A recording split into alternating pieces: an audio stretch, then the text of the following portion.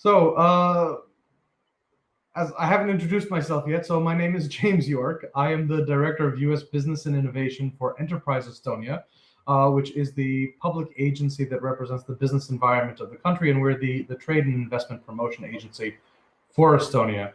I am normally based out of the Consulate General of Estonia in New York, which is on 47th and 2nd. And I act in the capacity of a trade advisor for the consulate. And my role is really to help connect both markets, to act as a bridge for Estonian companies looking to enter the US market and expand, like the great companies that we've brought here, who hopefully you will be able to see on screen soon. And as well for US investors who are looking to invest into the country, build up locations, manufacturing capabilities, back offices, and just kind of making sure that there's trade and investment going in both directions, because it tends to be good for everybody. And we've got some really cool companies here, and a really competitive business environment. That's good. They are a smart packaging and last mile delivery robots company, and they're already working with Walmart. So they already have a US presence, and they are looking to actively expand into the country, and that's why they're here, to find partners, clients, all the good people who can help them make that ambition a reality. And Rasmus will be presenting. Rasmus is from Cleveron. They are one of our premier robotics companies here in Estonia. They're absolutely fabulous. They make smart packaging and last mile delivery robots. They're already working with Walmart in the States, and they are actively expanding. And with that, I'm gonna just hand it off to you, Rasmus, and you can pitch the company and all the cool things. Yes, very good. Thank you. And good morning to everybody. Had some difficult issues. I was joined in 2 or 3 different places. Wasn't sure where I need to go or not, but I think it's figured out now. So James, if you can flip the slides for me, because I cannot control it myself, I guess. Yeah, leave it as that. I'm going to just provide a brief introduction of Cleveron, what we do, why we do things, what are our plans in the US, and then talk a little bit about our products as well. So Cleveron is an innovation company. We really innovate and we create products into the sector of last mile delivery. And how we define that last mile is actually a little bit broader than it's written here in the slide even. When you think about last mile, that is usually the last step from the courier to your hands. So that is kind of like the last mile. But we are looking at that scene a little bit more broadly even. I would say that the last mile for us is everything in between the merchant and the customer, the consumer. And the last mile can be from the merchant to consumer, or reverse logistics as well, return from the consumer to the merchant. So that is everything that the last mile is for us. And we are creating technologies for that sector. We started out as a trailblazer in Estonia, creating the smart post locker network, which in its first couple of years heavily took market from the regular post companies, Estonian Post, for example. And that way we kind of like grew into Cleveron, who is the innovation company creating technologies for the last mile. If you can flip the slides, James. Yeah, just to show a little bit of our footprint of where we are. We've actually now also recently entered into Australia and United Arab Emirates as well.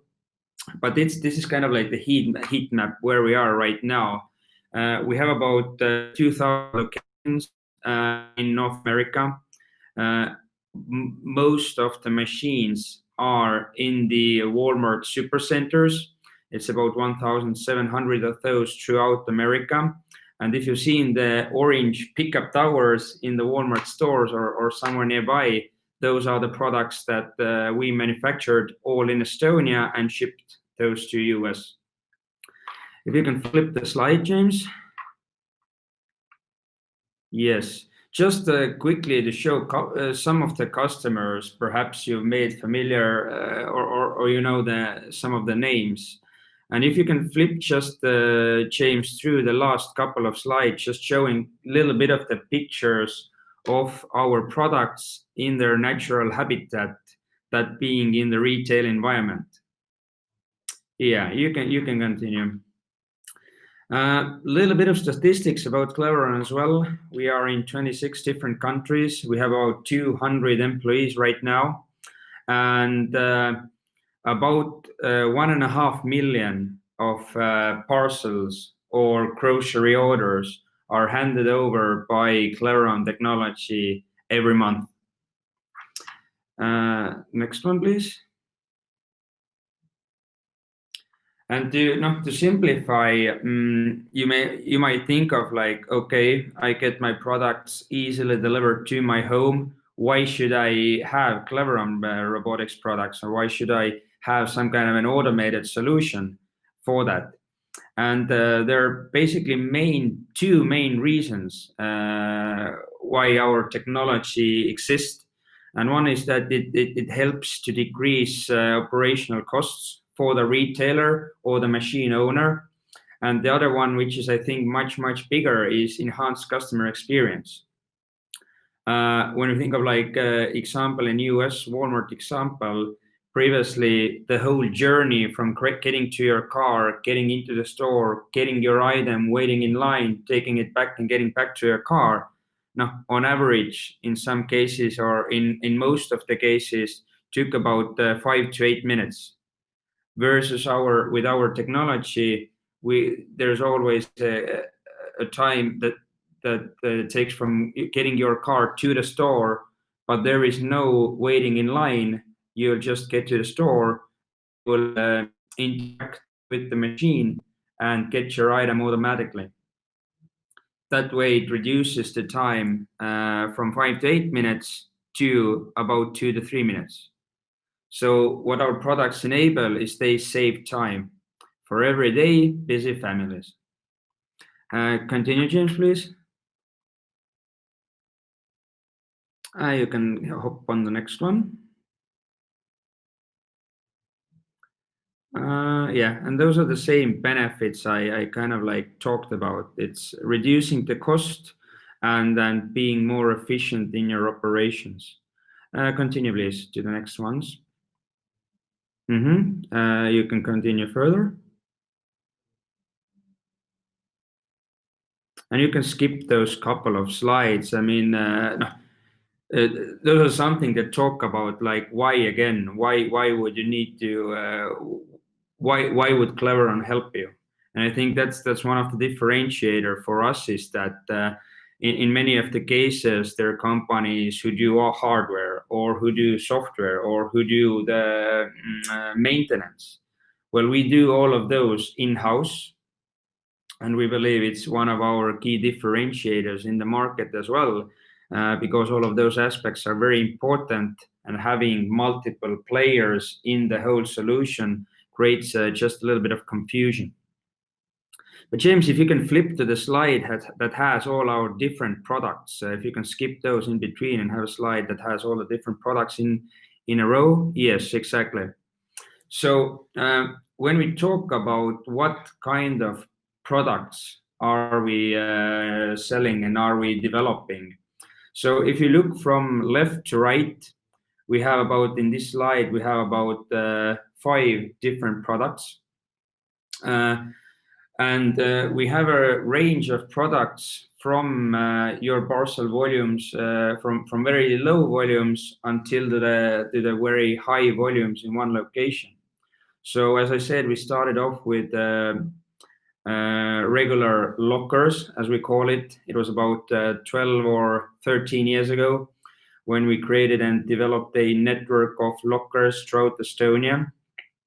From that point, the service that was offered through the lockers, which is that you will go to the locker, get your item automatically, and be done with that interaction.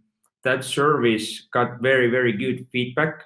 People really liked that service, and they really started using that kind of a service.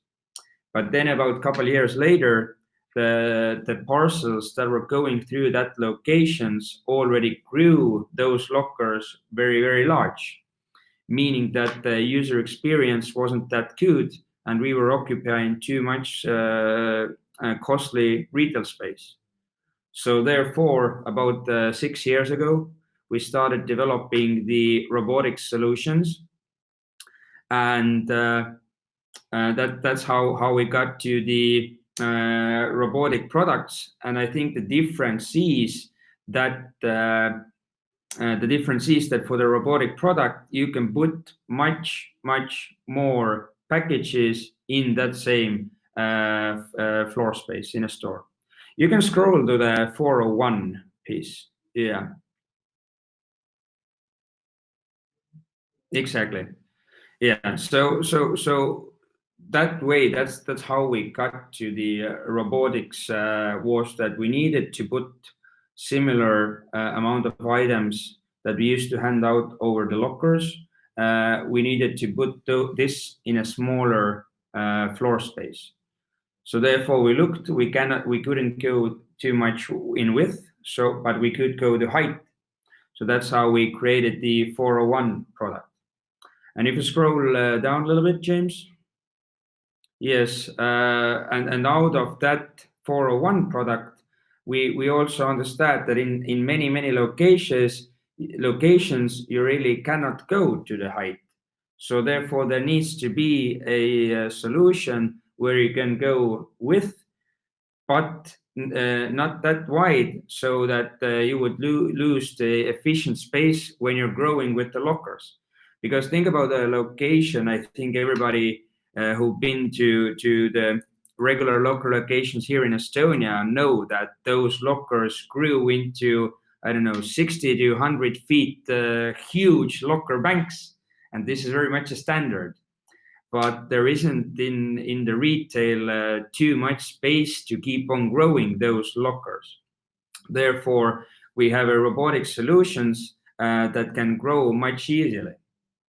And the difference for the lockers and the robotic solutions is that with the lockers, you have the designated spots for parcels, and you cannot really change them. Those are fixed.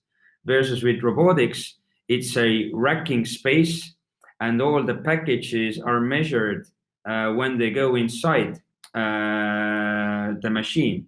So therefore, the machine will position those packages right below the previous one. So you will use that capacity much more efficiently. James, if you can scroll just a little bit down. Yeah, you can skip that. Yeah, the Cleveron 501. Yeah, the previous one. Yeah, exactly. So I think I'll talk just a little bit about that product as well. And the difference, what it brings, is that usually we've been working for last 13 years for the general merchandise products. But in the end of last year, we finally got to the stage that we felt really comfortable of having a grocery robotics product as well. We've been trying to create that product for about 4 years.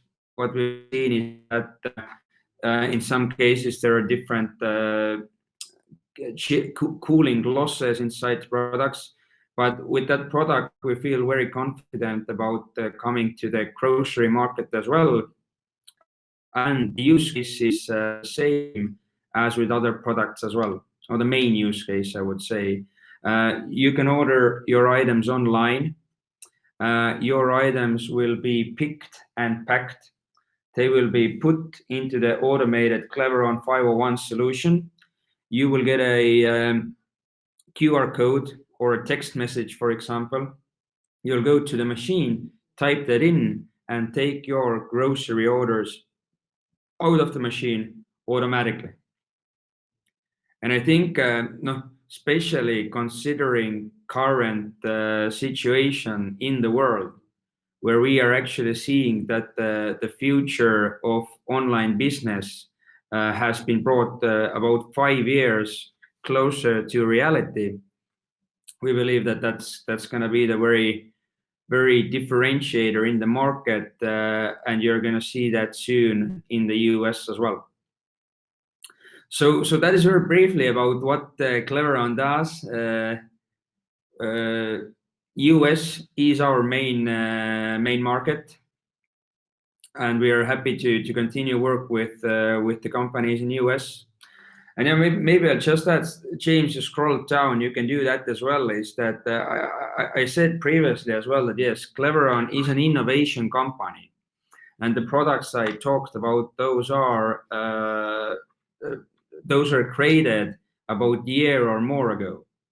So we are still working on. We will continue working on creating new products, and a couple of those you can see right now on a screen as well. The robot courier has an official license plate here in Estonia. We just did the first deliveries of automated self-driving deliveries to the customers yesterday. So that is something that we will continue working on, and hopefully we're going to provide that to the different markets in the world as well.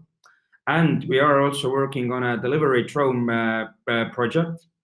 We had last year in the summer, we had a live session where you could have ordered, or where you ordered a drink in a beach, and that drone brought you the drink. And what resulted out of that pilot was that we got out the 100 reasons how not to do the service. But what we did find out is that this is very promising, and in the future, when the drones and the market is ready, we're definitely going to get there. But yeah, those are the technologies of the future, and we'll keep on working on that. So yeah, I think I would close it here. I think I've used much of everybody's time already, so I'm open to any questions if there are any. Can everybody hear me all right? Yes, I can. Oh, perfect. Fantastic presentation, and definitely see the need. My biggest burning question right now is, what is your strategy for deployment? Is it primarily at retail spaces and storefronts, or are you trying to penetrate closed communities like college campuses, maybe some retirement facilities and things like that, to bring the website copy says, ease of final mile delivery? We're actually working on both, but we try to look at it from an angle like who needs that service the most. And what we found so far is that those are the retailers that are bringing up their online stores, that are growing their online stores. But we are also discussing with the universities, a couple of kind of like smaller suburbs, like you mentioned. But like the way to get there is somehow that someone would need to put it up there. And I believe that we cannot ourselves put it up throughout the world in all the different locations. But in very, very, very many cases, we are discussing those same things with our retailers. And they are looking at the opportunities or looking out ways how to get closer to their customers. So kind of like food deserts in the US, places where you don't have stores, for example. This is exactly the use case there. And I believe you're going to see that in a couple of years as well with our products.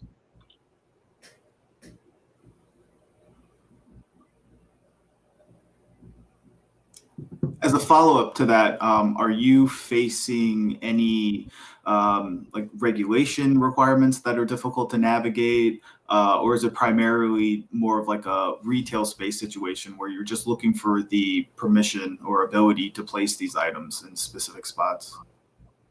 Yeah, we're not facing any difficulties into permitting and things like that. When we started in US about 5 years ago, over in the beginning, we didn't know what we needed to do, things like that. But currently, we're already pretty confident about what needs to be done, And so far, we haven't really seen too much of the difficulties that cannot be overcome. Yeah.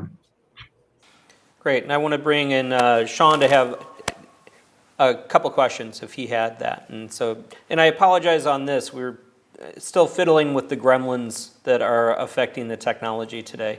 And so Tony has been working with us, mentoring companies for the last 5 years. Sean works with 500 startups and he helps with companies worldwide.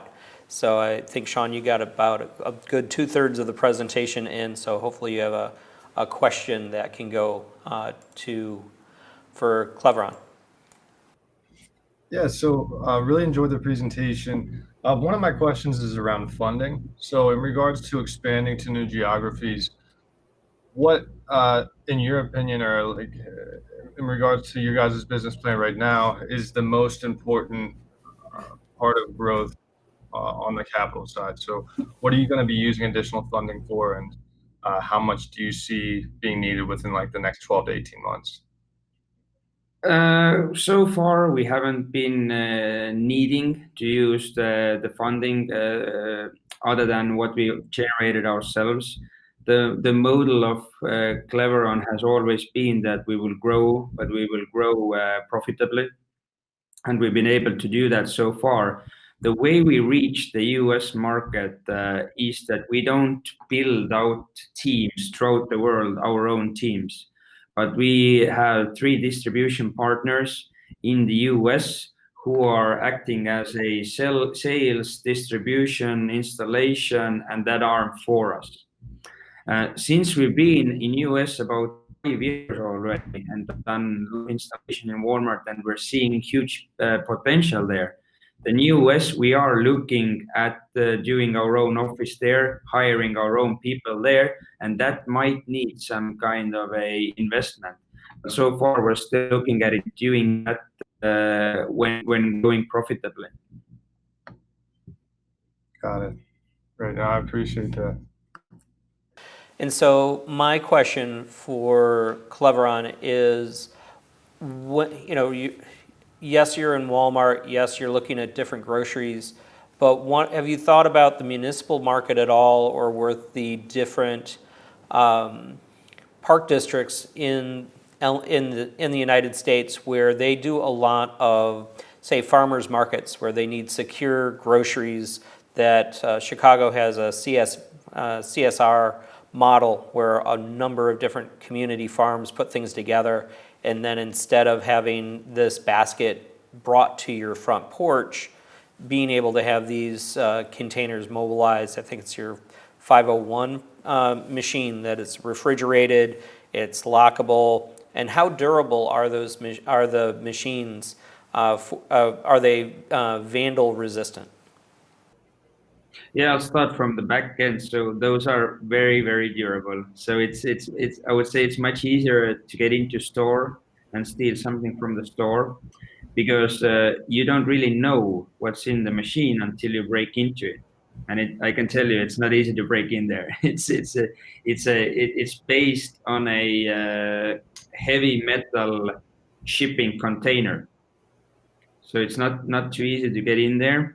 And what we have different cameras around the unit, inside the unit, things like that. So even if you get inside, we have the video feed of that.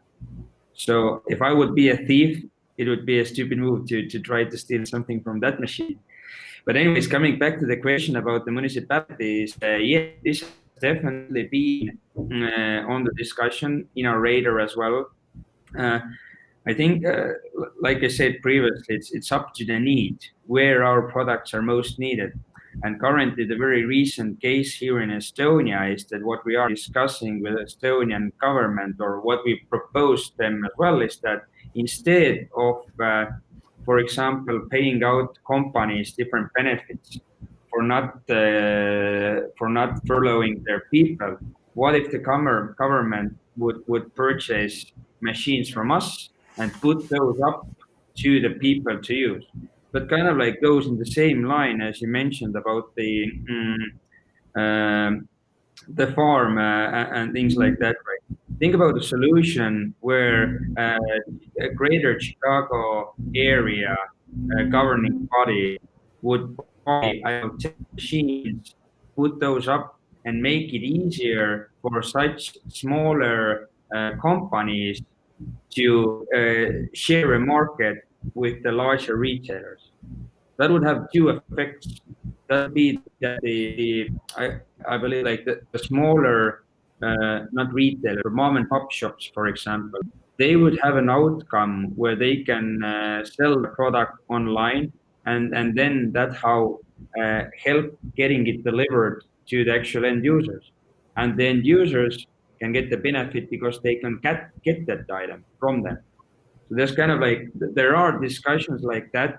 I think the market may not be too ripe for that, but those discussions are coming up more and more and more and more. And I hope that like more municipalities will kind of like bring those ideas up, because this is really kind of like booming the economical situation for both ways, for the consumers and also the smaller kind of like mom and pop shops. Yeah, and Tony, I know with your background in logistics, by the idea of right now you're doing a lot of logistics with one-to-one, and then creating distribution sites where these lockers can get put up. Do you see that as something that is going to be on the horizon? Because right now we've been doing so much one-to-one, and what are you seeing in the marketplace?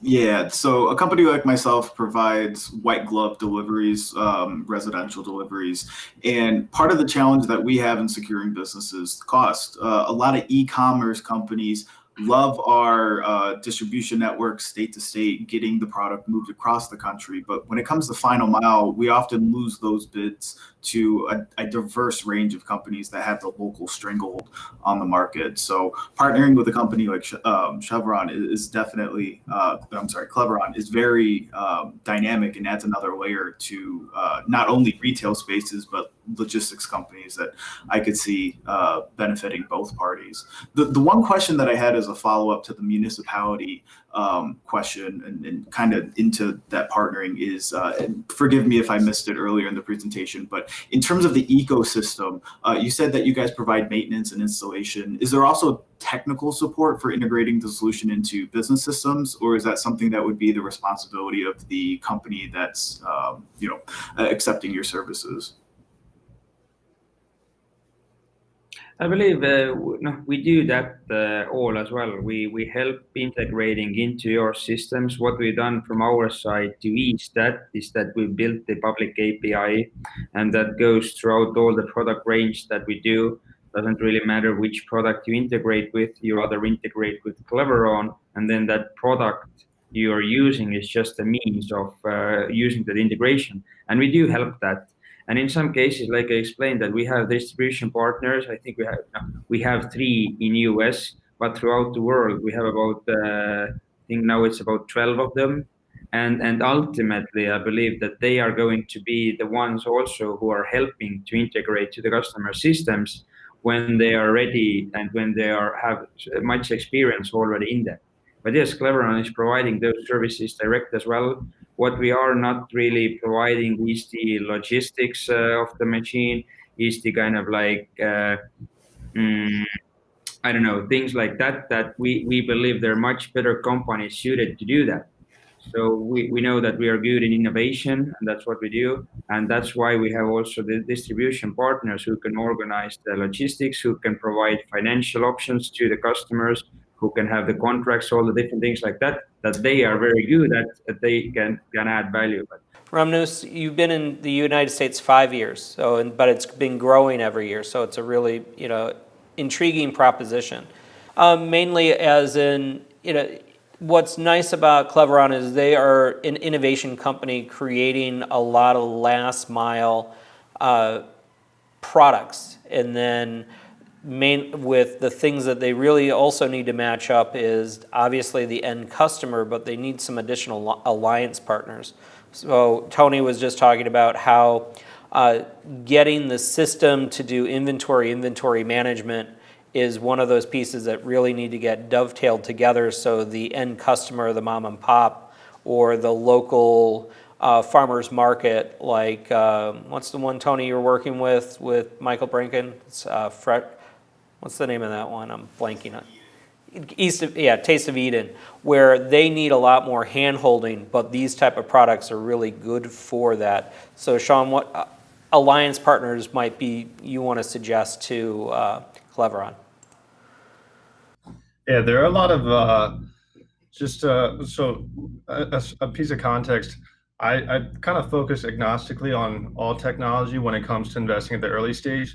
Some interesting things I'm seeing within logistics and supply chain are companies that help identify what certain products are. So if you were looking for ways to manage inventory as well as understand which items needed to be refilled or restocked kind of within these different Cleveron lockers, I feel like that would be a good type of company to kind of partner with, whether it was an AI company that was able to identify autonomously the different things that were within the lockers and also better understand, when they needed to be re-upped from inventory standpoint, but also companies that would better understand kind of what was going on in the environment of the Cleveron locker itself. So being able to sense when there's differences in temperature, things that could somehow negatively impact whatever type of inventory you're holding within those lockers, stuff like that. I'm not sure if that answered the question, but that's kind of what I'm thinking about, like different companies that you could work together or partner with. We covered a good range of possibilities of what some good next steps are going to be. And so what we're going to do is I'm going to thank Cleveron for our presentation today, and then we're going to move on to Bridget. And for us to do that, what I'm going to be doing just from back of house functions, I'm going to bring James back on as a presenter to introduce Bridget, and I'll be turning Cleveron back on to as an attendee. So again, thank you very much for your presentation today. I appreciate it. Hello, we can see you. Welcome. So I would like to introduce to everyone Birgit, who is the CEO of KODASEMA, which makes beautiful prefab movable houses in a true Nordic style using some of the newest and smartest and frankly coolest technologies to reduce their carbon footprint. And they have just entered into a joint venture in the US recently and already have sales in the States, and you'll be seeing a lot more of these. So with that, I'm going to hand the floor to you and take it away. Take it away. Thank you, James. Thank you so much. Thank you, Cleveron, for the presentation. And whilst looking at Cleveron cubes, I did have a certain play of words in my mind, like space is always an issue, as Cleveron has different size cubes. KODAs are of different size and length and of different combinations like Lego. So there are similarities, and furthermore, the way we live and work together changes so much. So this KODASEMA presentation is brought to you today on the 30th of September 2020 from a KODA in Estonia. It's good morning, everyone over in Chicago and on that part of the side of the ocean, and good afternoon, everyone who will be following us from this side of the ocean. Thank you, James. Thank you, SelectChicago. Michael, I think you've done an excellent job. Enterprise Estonia, ladies and gentlemen, thank you. So before we stream the video, I would like to say we're, of course, at KODASEMA very proud pitching here in Chicago, and US does have excellent market demand and production engineering capabilities. We've now been liaising with the US and with our dear partners of the joint venture, Brian and Stanley, for about just over 12 months, having come to a joint venture and having actually sold the first KODAs in the Northeast, but also in California. So it's a very, very interesting time. Initiatives like regenerative cities, future cities, placemaking, these are all very, very important topics to us, and these go very well with KODA architecture and brand concept globally. I can see the video is ready for streaming, so this is let's stream the video and have a look how Nordic movable KODA houses and whole communities are built and moved. And then I hope, Michael, our presentation is also ready for display.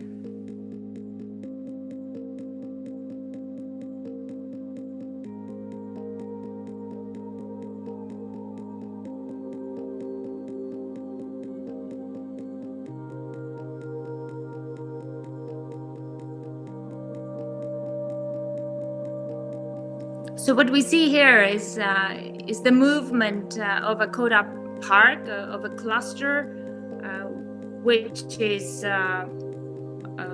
was originally built up on one site and relocated to a different site a couple of years later. So what we are proving is that whole cities and parts of cities can move within a week, within a couple of days. Cities are dynamic and they generate space for the humans and according to the human needs. And as I started off with this presentation saying that the way we live and work together today has much changed, and especially over the last 6 months, this is a wonderful example. And obviously, human need for space is dynamic. We use our offices as homes and our homes as offices, and lately our homes are used as schools and kindergartens, and everything is kind of a mix and match. So the KODA house is a multifunctional, unique cube, which provides for many functions. And as you know, in engineering, we talk about minimum viable product to start off with the product development. So here in the KODA park and in the KODA, we talk about minimum viable space. So what it means is that the minimum viable space is basically where you cannot take anything away. It has been stripped from everything unnecessary. So, and the minimum viable space can then be adjusted to cater all sorts of purposes, whether that's living, working, hotel, office, shop, service, whatnot. Estonia is the largest timber frame house exporter in Europe and the 4th in the world. But the thing that you would be surprised about is that Estonia, which actually in terms of territory is just about 37% of New York, and with a population of less than 10% of New York being number 4 timber frame modular house exporter, is a pretty good thing. The photo of the KODA park here on top of the first slide is actually exactly the same KODA cluster that you saw moving in the video that has just ended. KODA is an award-winning movable house. It can be installed individually or in whole communities. It's a minimum viable space. It really is minimum, and what is nowadays what is referred to as high-tech design. And you'd be surprised to hear that high-tech design actually has nothing to do really with technology, but it is referring to really pure, simple background that doesn't interfere with what you're doing, but the function and purpose of the space is. So it is free from all sorts of ornaments and accessories. It is a neutral background with neutral colors, with LED lighting, often cold colors using materials like metal and concrete, timber, and all sorts of new materials. The original idea nearly 7 years ago was to stop wasting energy and start actually reducing the energy consumption in housing, and whilst innovating the construction industry. And construction industry certainly is one of the industries which has innovated considerably, substantially less than other industries have. So there's a lot of work to be done. Small living spaces often automatically mean less energy is consumed and less things are consumed. So our aim is to create increasingly affordable dynamic spaces globally. These are the words of Hannes Tamierv, our founder, He's been standing firm through the ups and downs of the company over the nearly decade of development. And we're very, very proud to be collaborating and supporting the growth further now in the US. Let's move on to the next slide, please. The quick product overview in the US, we're introducing the KODA Loft and KODA Loft Extended, which stem from the original award-winning KODAs in terms of architecture and shape and form. However, we have a little bit adjusted it to the US practices as to the preference of having a washer dryer in it. So we've extended it by just about 1.2 meters. And here you see the facts and figures in terms of weight, size, and price. The KODA park communities. So what happens now globally is that 1 million people, over 1 million people, and the statistics are different. Some say 3 million people move to cities every week. So imagine how much that is. That's either 50 or 150 million people a year, and everybody needs a house to stay. And the other controversial aspect is that the housing that's available here in Europe in large cities, in Helsinki, Frankfurt, for example, is the availability of housing is 2-3 bedroom apartments, whereas over 50% of the people actually live alone because people live longer and then they get married later and then they get divorced and children want to be independent and whatnot. But the supply still is a kind of in a mismatch in terms of the demand. So what we feel is there are a lot of empty gaps and infill places in cities where either temporarily or permanently these KODA communities can be installed. And furthermore, of course, prefabricated production reduces the CO2 footprint, especially when we incorporate timber frame technology. But there are other new materials that reduce CO2 footprint as well, because, for example, the workers don't go to the construction site in the city. They don't form traffic jams, and then construction materials are not packaged individually, therefore it's less packaging material, and there's less constructional rubbish around, which is often thrown away. It has been quite a long standing practice that timber pallets actually are thrown away as constructional waste because the labor force is too expensive to pull out the nails out of the timber pallets. So these are the considerations which makes sustainability to be really, really at the core of our concept and our philosophy. And obviously population growth, whether that's 11.2 billion or 8 billion by the end of the century, there again, the statistics is different, but it doesn't make much of a difference. The fact is that there's a huge demand for spaces and there's a shortage of quality housing. Now, our architect, Ilmark, has always said from the very beginning that there is enough of low quality construction and bad quality architecture globally, and this should be changed. Let's move on to the next slide. Yeah, so KODA and the UN, and an interesting thing again is the Global Sustainability Goals 2030, where the countries came together and set the 17 goals to become more sustainable and to care for our planet. And we were approached by the marketing agency of the United Nations to place a KODA in front of the United Nations main building in New York. That was about half a year before we were pitching in New York for our joint venture and establishing our strategic partnerships there with Brian and Stanley and Hannes, our founder. But it comes across, so the KODA contributes quite exactly to number 11 and 12 of the United Nations Sustainable Development Goals, being responsible consumption and production, prefab, consuming or generating less footprint, and consumption, I mean, being in a smaller space, we automatically consume less. And the other thing is sustainable cities and communities, where we can quite quickly serve the human needs in a better way, because we can use the empty, dusty, muddy parking lots, for example, creating housing, or we can turn brownfield projects into quite residential areas very quickly, and thereby just increase urban aesthetics with very fine architecture. So what KODASEMA target audience in the US is, we're looking at two categories. One is buyers and developers, and the other one is enablers. And it's really a new way of thinking. So the enablers, the strategic partners, play an important role, just as actual housing groups and hotel resort groups who wish to expand.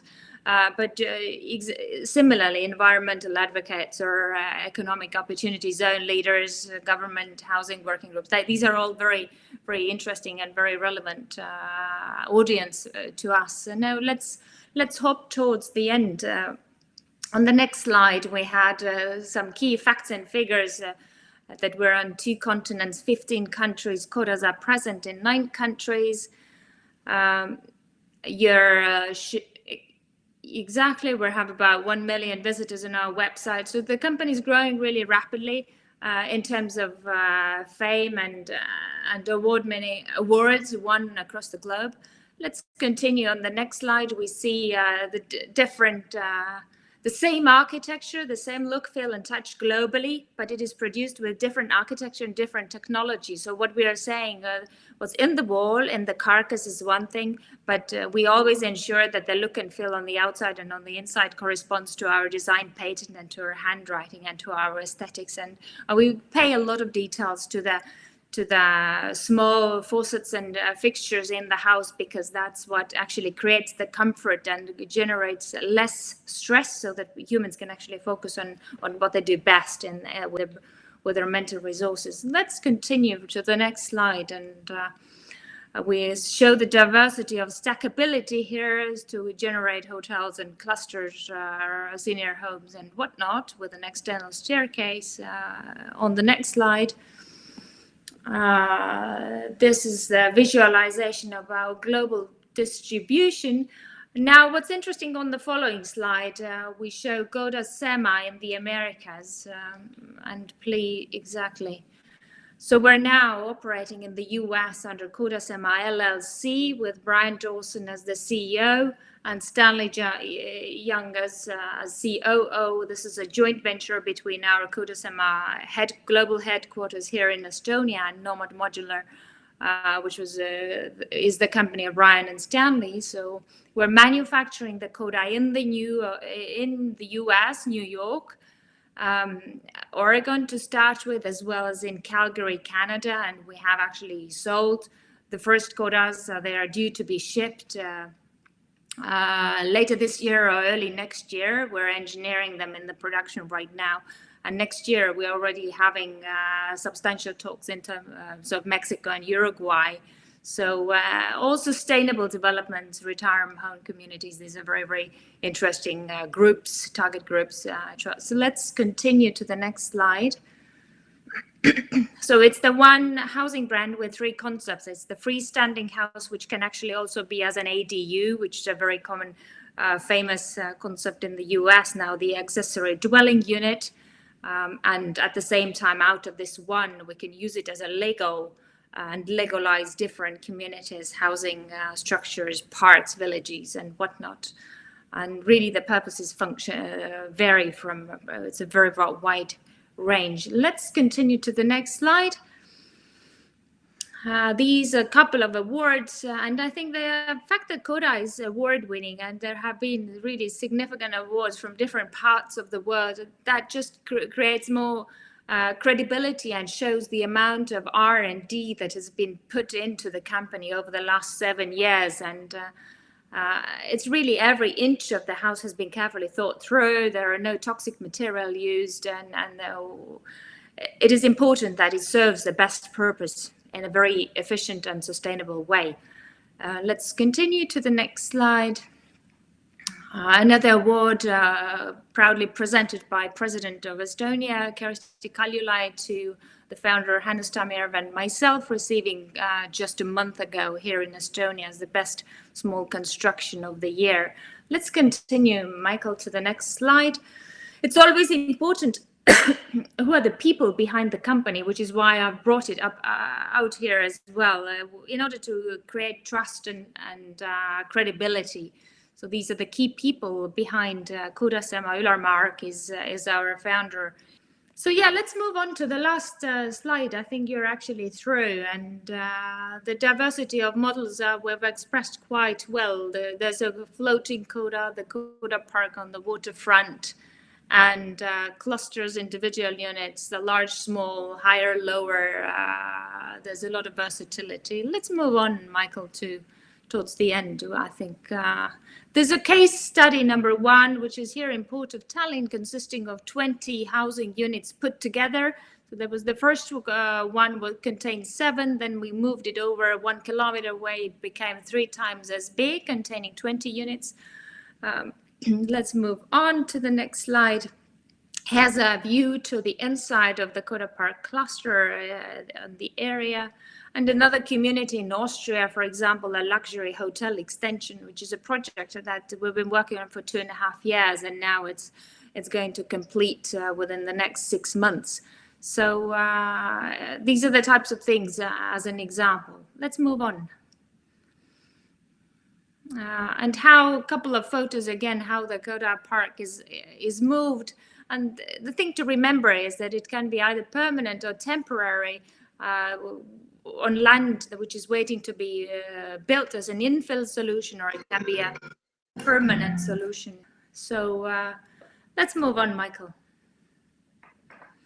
Yeah, that's our view on the KODA Loft Extended. We use it now. We used to have it as a housing unit, and now it's used as an office. So we took out the sofa and we put desks in, and acoustically the timber gives a very nice feeling. Yeah, and so I know we're out of time on the presentation piece. I want to make sure Tony and Sean get to ask some questions. I mean, it's a great, innovative concept, and so I just want to make sure they get the time to chat with you. So I'm gonna. Yeah, Birgit, really great presentation. I appreciate you being with us this morning. My first question is, within the U.S., who is the target market? Who are you after in regards to customer? And within that customer base, what do you see as being kind of the average purchase size or purchase amount? Purchase amount? Yeah, so for example, if it's 1 unit, what do you expect that unit to go for in the U.S. market? If it's multiple units, what is like the average contract value? We're not so rigid in terms of our market entrance. As I said on the Americas side slide, we're selling to the end user directly. So we're not working with intermediaries in the US, but we're very happy to do individual units, just as with projects reaching out to 100 or 150 or even 500 units. But I just think that you don't grow from 0 to 1,000 within a fortnight. So before we'll be doing a project of 500 units, we'll probably do projects with 20, 30, 50, 100, 150 units. And we're receiving loads of inquiries for individual accessory dwelling units to be placed somewhere in the backyard. And then there are loads of hotel developers, but also senior home developers. Property development is a very important aspect as well. So yeah, all sorts of property developments. Everybody who needs spaces. It can also be a car showroom, for example, a car garage, because the customization goes fairly easily. So we did a KODA car showroom for a self-driving vehicle here in Tallinn. We connected 2 KODAs. One turned into an office, and the other one they actually put the self-driving car in the garage. So that's the multitude of functions, and that's the idea. About contract value, therefore, I can't tell you any figure. It stems from the base price point that I mentioned in the presentation. But anything is good. We're very happy to be serving towards any direction. Got it. Thank you. Thank you, Sean. Yeah, I'd like to follow up Sean's comment by saying the presentation was very well put together and can definitely see the need. The one quick question that I had is, are these units intended to be standalone with their own water source or power source, or are they meant to be integrated into the grid, or a little bit of both? Yes, Tonya, this is a very valid question, and this is something that many areas struggle with. Of course, in urban context, it is very relatively easy and relatively cost efficient to be connecting it to the grid. So yes, as a standard unit, it is connected to water, electricity, and sewage. However, we are developing these autonomous water solutions ourselves here in-house. We have an innovation team who has been working on it for 18 months. And actually, we do have our own office connected to the closed-loop water purification system, which is quite exciting. So we're testing it here, and there are a lot of these new technologies. In terms of energy, it's not so complicated. These technologies are much further already, even though the batteries are still quite expensive. But we are also aiming at collaborations in the US regarding energy, solar power, and then storage on KODA. We're planning to integrate solar facade, solar roof, and these technologies are already out there. It depends on the openness of the buyer or the readiness to do the additional investment, and probably also the need. I think the society a little bit is not quite there yet, but we are getting there. Yeah, and a quick follow-up question to that too is you mentioned a couple different applications, and I'd like to focus the answer on the U.S. market either today or in the near future. Part of the expandability of the home using your existing property, is interest to me and some of my friends in my neighborhood, specifically for the schooling during COVID instance. They would like to create this private space. Garages are being adapted into school classrooms. And in addition to that, I believe you mentioned expanding the property for, say, like a mother-in-law suite for elderly parents as an alternative to going to retirement facilities. The question specifically being, is the U.S. focus part of your business? Well, question one, what are you able to produce, say, in a month or a 6-month period in terms of volume if you do get orders and the scalability of that? And then two, is your company itself offering the logistics network or, for lack of a better term, the network that would be able to facilitate, say, a 9-month plop of one of these units to serve out a school year and then remove it for the summer? Or, in the event of, unfortunately, parents passing and no longer wanting that on the property, to make these units more of not necessarily rentals, but long-term leases, if you will? I'll start from the end. So regarding school classrooms, indeed, this is the requirement very much here in Europe as well. And we have actually implemented already a project with 3 KODA school classrooms here in Tallinn because there was additional need for language classes in small classrooms. So within one KODA loft, there are up to 14 students or pupils. Yes. The other thing which is important to mention here is the increasing affordability of KODA and the scalability. So whilst the KODA becomes increasingly affordable, it will be possible to move it around after 9 months. But it depends how far you actually have to transport it. Otherwise, the transport cost kind of eats up the practicality of the site and the paperwork with permitting. Our city governments are still, the legislation is pretty rigid. So it involves a lot of hassle putting the houses there. Not everywhere, but it is quite a bit of work. So there are practicality issues. In terms of technicalities, it's all very much possible, and we believe the future is in there. And exactly, in a certain geographical area, there are more kids born in certain years, and then in other years there are less kids born, and therefore actually schools need to be dynamic, hospitals need to be dynamic, and even create perhaps patient hotels or patient relatives hotel where relatives can stay near the hospital and visit then their beloved ones who are being treated. So these are all interesting aspects. As to production volume, we're collaborating with very large partners, and this is not a restriction. Beautiful. Thank you. Several hundred of KODAs a month. Yeah.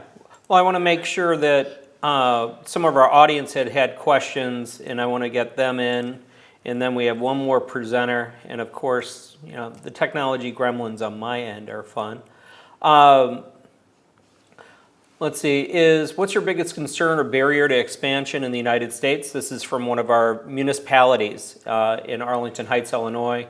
and what type of assistance would help you overcome that. So mainly they are looking at, from the municipal side, if they are trying to embrace this model, what are your biggest barriers to entry in the United States, and how can a local town or municipality that has code writing authority help you most to expand in the United States?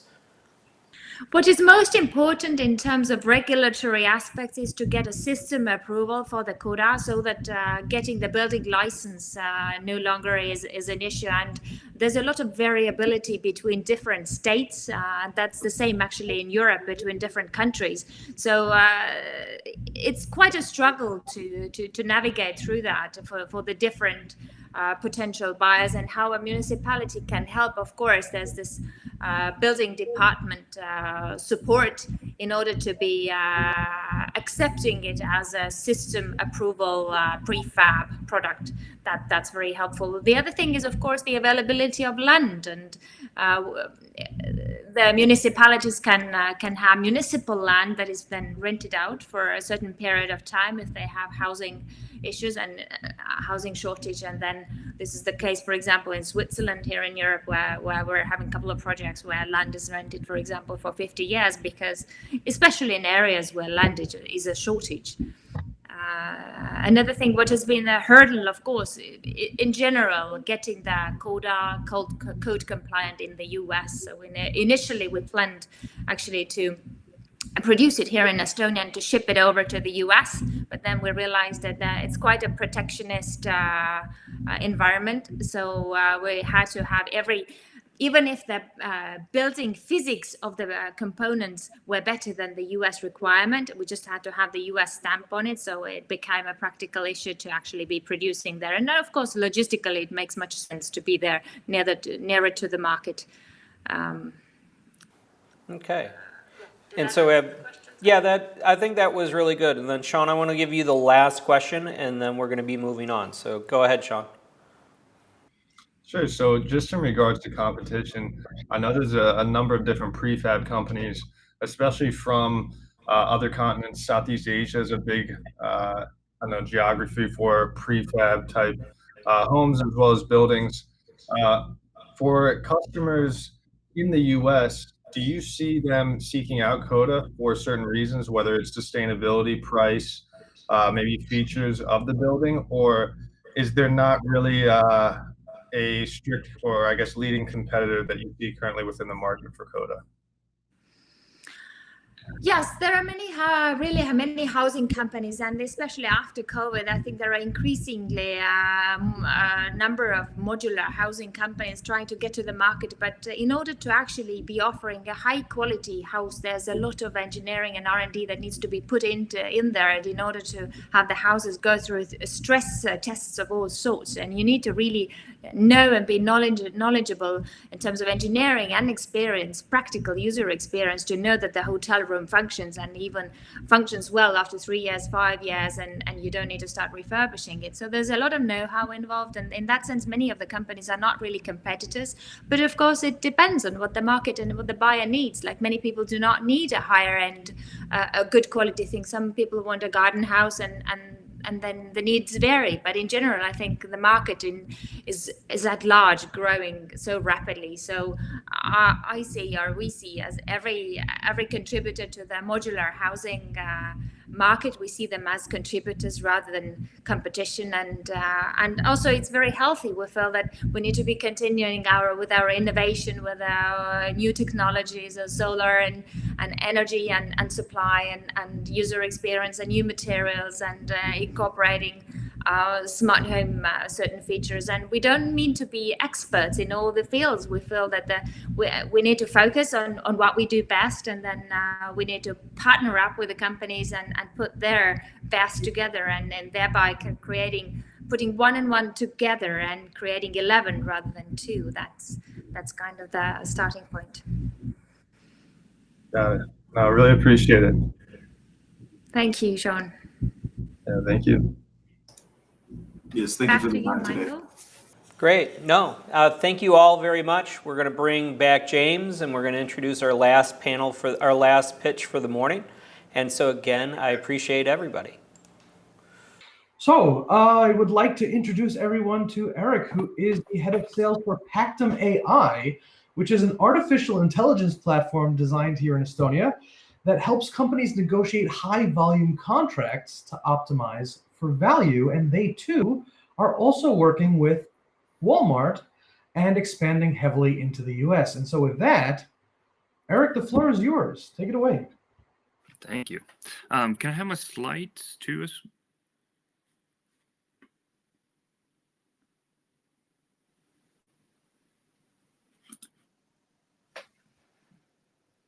I wonder if somebody's working on my slides or not. Just one moment. Oh, perfect. That momentarily. Cool. Well, thank you very much, James, for the introduction. I'm very excited to present this technology. Unfortunately, I cannot show you the demo, so but I will walk you through the process, what we're doing, and how we're doing so far. And please feel free to visit our booth at SelectChicago and also ping me on LinkedIn. I'm very happy to give you a demo and run through after the presentation. But basically, as James said, we have, against all the odds, automated commercial negotiations. And so our company is just about 1 year old. We hit the 1 year mark maybe 1 or 2 weeks ago. And initially we were financed, or like the initial investors did not really believe that it's possible.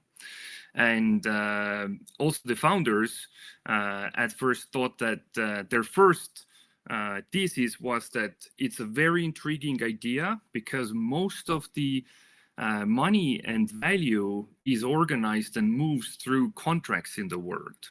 And so it would be hugely valuable thing to automate and make it easier, but they thought that it's not going to be possible. It's too hard to use AI for this, that the AI is not ready. And second of all, that people wouldn't like to negotiate with the computer. So can I have the next slide, please? And so luckily, we have managed to prove ourselves and many others wrong in that way. Right now, our customers are some of the largest enterprises in the world, including Walmart.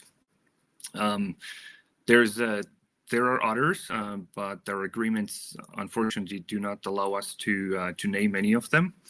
And usually what we see is that in our target, which is in the US is Fortune 500 companies largely, is that they have about 5,000 to 60,000 vendors or suppliers.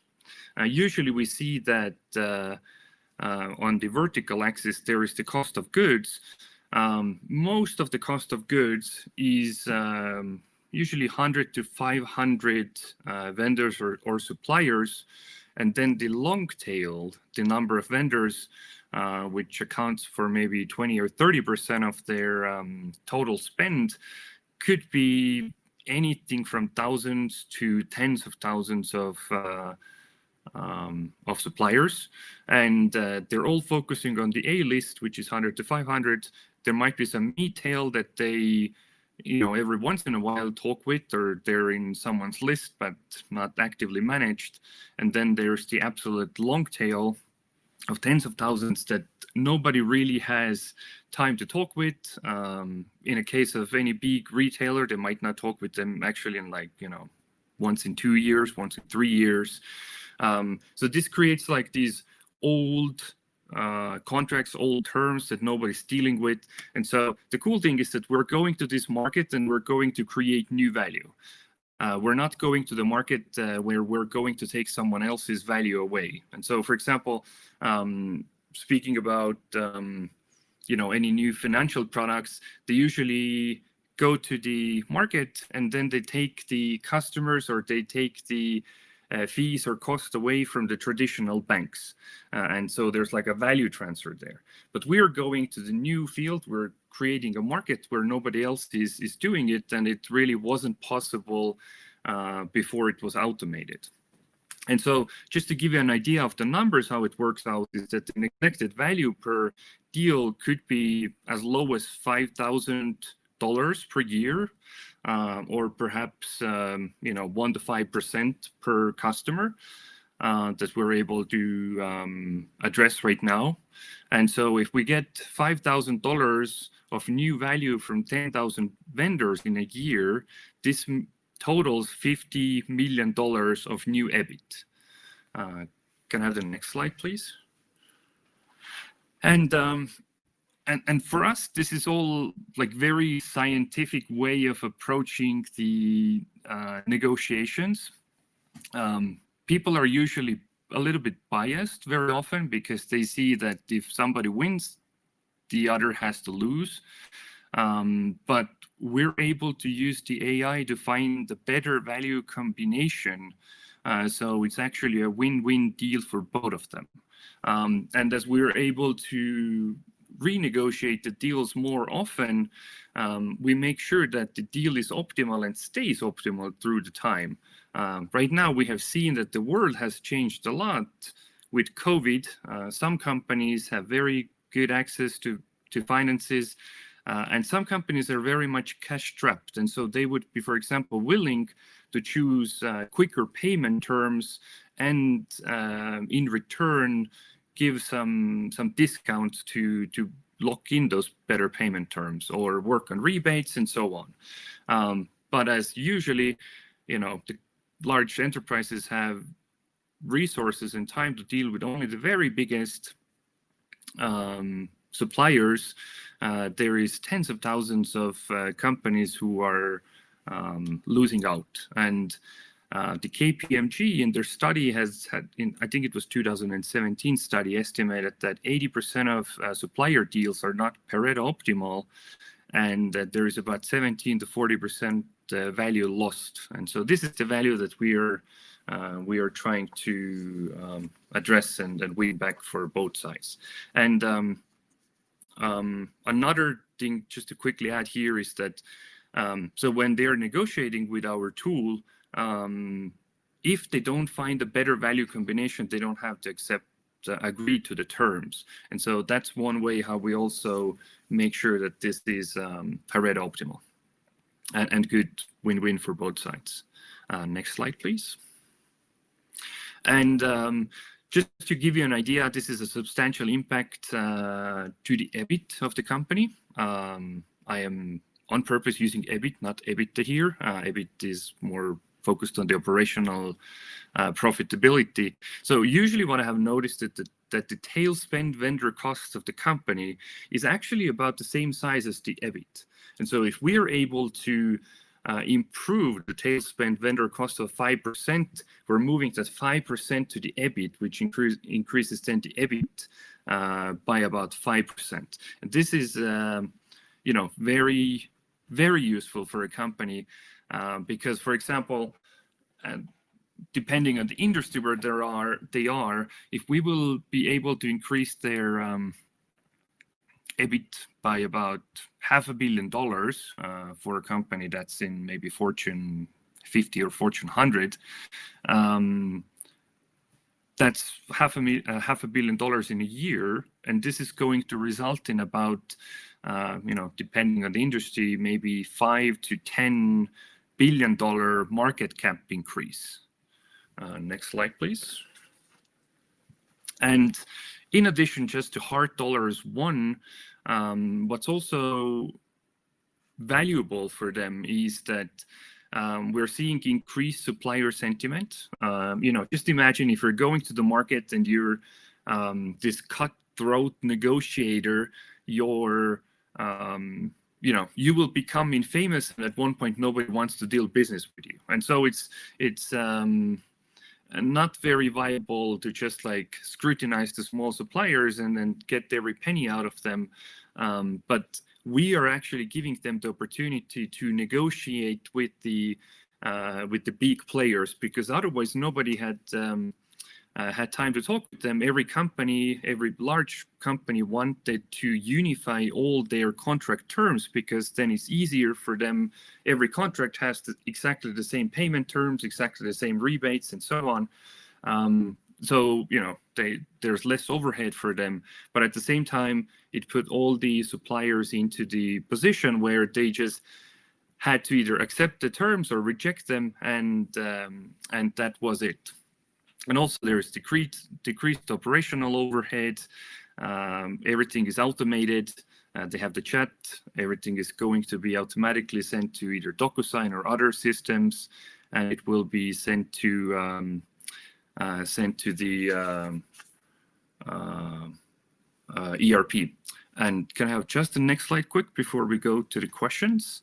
And so you might need to zoom in just a little bit here, or look closer. So basically, in the end, we're creating value out of thin air, the value that wasn't there before. And this is like a screenshot of our dashboard. We have removed the supplier company names, but basically you will see, you could finish your day on Monday or Tuesday or Wednesday, go home, play with your kids, eat dinner, come back to work the next morning, and see that overnight you have created nearly $80,000 new value. And that summarizes my quick presentation. Eric, thank you for the information. Definitely an interesting use and application of AI that I want to learn more about. The first question that I want to start off with is, you mentioned the Fortune 500 or 50 example where it would be creating a multiplier effect on market cap. Do you see this solely being focused towards the Fortune 100 space, or for our audience members today in the municipality space and smaller businesses, do you believe that this would also be a useful application for them?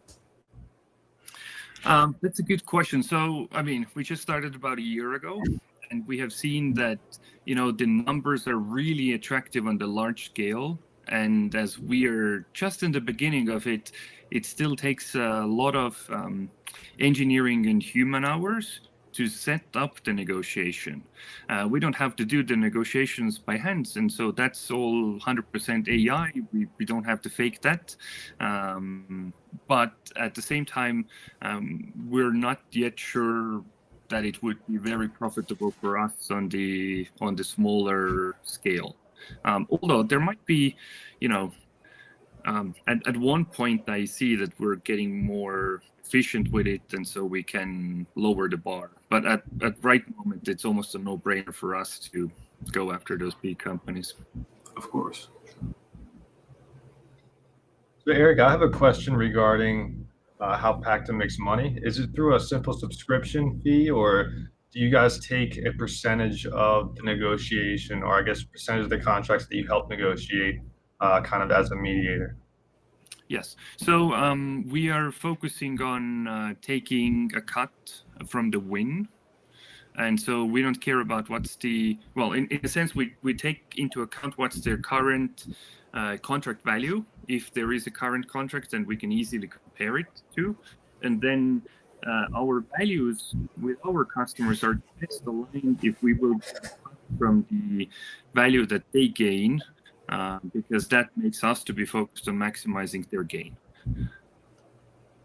Got it. Okay, great. I guess just to piggyback off of that, I'm curious, what are the different levers that you pull on the negotiation side in order to find that equilibrium between the vendor and the customer? So we have, for us, it's very scientific, and we have some of the best academic negotiators as our advisors, and checking every negotiation flow that we are about to put to production.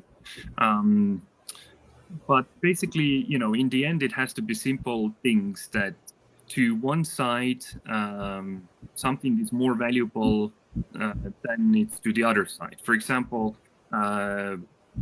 let's say a big retailer can much more cheaply borrow money from all kinds of money markets thanks to their credit rating, or they're just profitable, they have a lot of money around. And then at the same time, the small retailer values getting the money in 30 days or sooner instead of getting it in 60 or 90 days, as much as that they would be actually willing to give them a 3 or 4% discount for the transaction, for example. Yeah, that's kind of the base of it. And then we're just like, usually they don't have the time to like play through all of those scenarios. We can just package them together and allow them to play different through and find a good optimal point for them.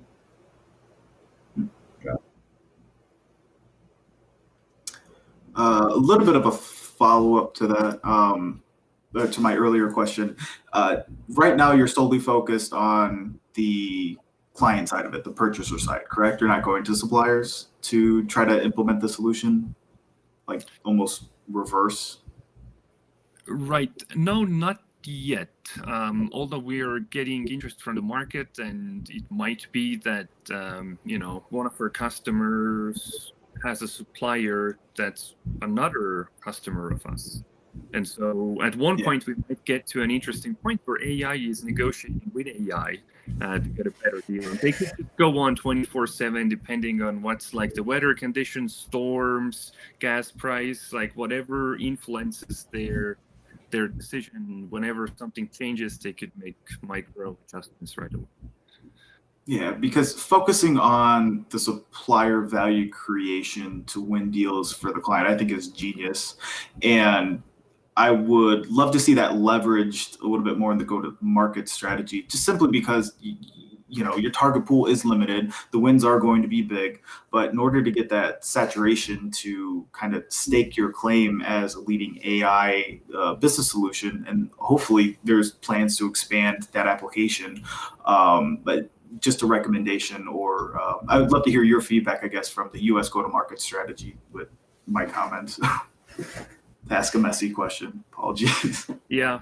Well, I mean, we are always learning. The AI is always learning, and we are trying to interview as many suppliers at the same time and get their feedback and see what works the best for them. And so we're definitely in the early stages of it, and we have a lot to learn. But it seems to be very exciting right now what we can get out of it.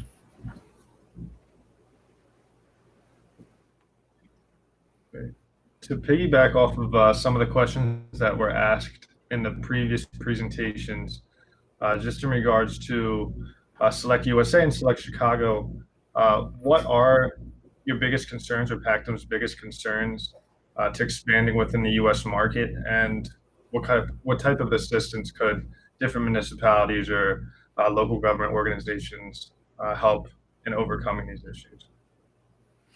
Yeah, that's a good question. It's I just started with this company actually a couple of months ago. The very tricky thing right now is the COVID.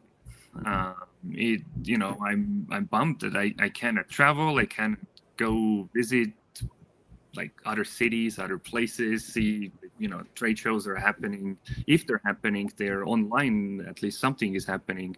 But that's definitely something that, like, how to get closer to the customer, how to learn about their challenges and problems, and be able to help them.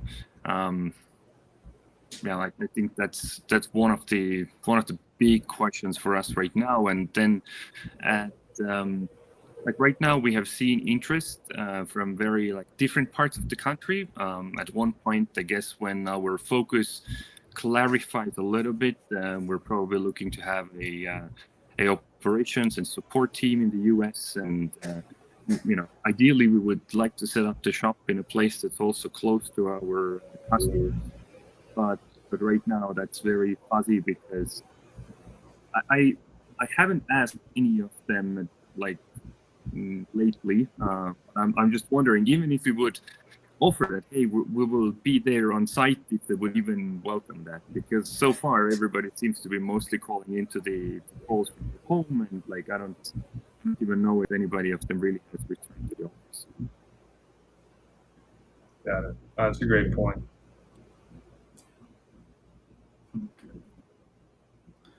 Not a easy thing to solve, but a very valuable thing. Yeah, well, I'm kind of excited for the rapid test that Abbott Labs was coming out with, the 10 or 15-minute test. So maybe that makes things better, and we'll see how that goes. Absolutely, and use the network that SelectChicago has. I'm sure that there's opportunities that Edgar can create, especially for a dynamic product like that. I don't have any further questions. Thrilled to continue watching the development and the success of your company. So again, Eric, thank you for sharing. Yeah, my pleasure. Thanks, Tony. And thank you, Sean. Very good questions. Yeah, absolutely. And now I guess it's back to Michael. But so James, thank you again for bringing 3 great companies to us today to talk. I do hope that they found it useful, and I do want to thank both Sean and Tony for their time today. I know Tony's been a big part of the SelectChicago program for the last five years, and even predating SelectChicago. And then Sean is a new entrant to our family, and I'm looking forward to working more with him. And so I know, James, you want to talk a little bit more about Estonia, because we had a number of rough technical gremlins, so take it away. Just a couple of quick things. So first of all, thank you so much for putting this together. Thank you so much for hosting us. I hope everybody enjoyed hearing from Cleveron, KODA, and Pactum. Really, really amazing companies. We have a lot of them here in Estonia.